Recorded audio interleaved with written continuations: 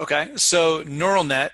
When I hear that, I think of Elon Musk because there's Yeah. his Well, project neural net. So can you go a little bit deeper in terms of what is a neural net? so neural nets are kind of, while we think they're a craze, they're actually developed in the 50s and 60s actually, but they just didn't have enough.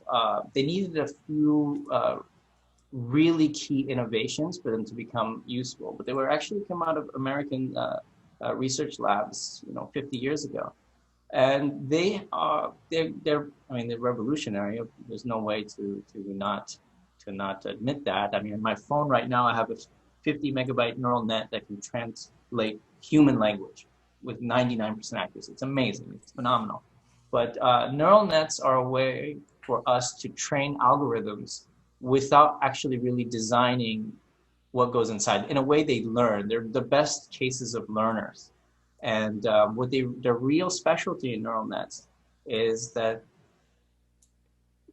they will they will find relationships in data that we can't possibly imagine because the amount of parameters they have is really high, right? So they can find really complicated relationships.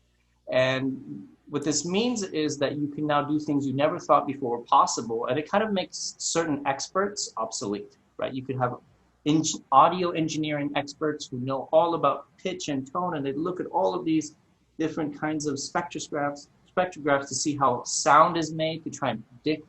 You can forget all that. Just build a neural net and it'll learn by itself if you have enough data, if you set it up right. So they've been revolutionary, but the trade-off, of course, everything has a trade-off, is that they need a giant amount of data. And so they've only been niche in certain areas are they used. So what they're actually doing is more or less pattern recognition. Is that fair to say? Kind of. And they are recognizing relationships or patterns in the data set, but you challenge them by showing them things they have never seen before.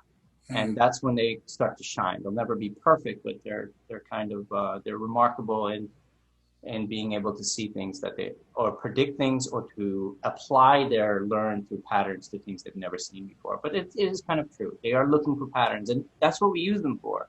Is a human can't really see a pattern that is 10 or 20 different connections long or 50 connections long and know how to prune it. They don't know how to do that analytically. We do that through instinct. We don't actually do that through formal because we have a limit of how much we can kind of pay attention to. If you think about it, you might, when you look for players in a baseball in a fantasy league, you look at a certain amount of metrics, and during this time or that season, this metric is more important than that. But there's a limit to how many of these you can have in your head at a time. Neural nets can do this much bigger, right? If you feed them enough, the amount of patterns and relationships they'll find. And there are other tricks about them that are very important. But for now, it's I mean, we're doing it at a subconscious level, right? Like we're not totally conscious of what we're doing.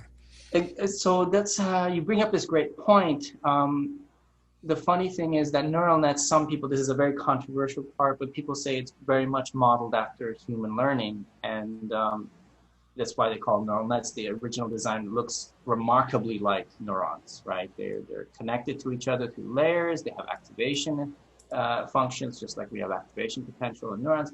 But the real magic is that people have learned that the human brain isn't really programmed to do things.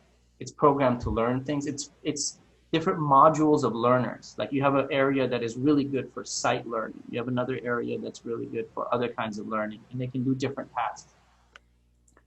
And the where was I going with this? Oh yeah, so humans are actually the best learners that we have because they have this ability to learn without data, right? So they learn without answers. They have data, they just learn without answers. Let's put it another way. Before any one of us ever learns about physics, we already know about inertia because we played with a basketball. So because we have hands-on experience with things, our learning mind starts to develop this framework for it. And this is why you can never really, so this is why a trader in 30 years will never be, I mean, a neural net, you can't build a neural net in 5 years that'll beat a trader in 30 years for some things because he's learned through time. Even he has learned in his brain these pattern recognitions over time as well.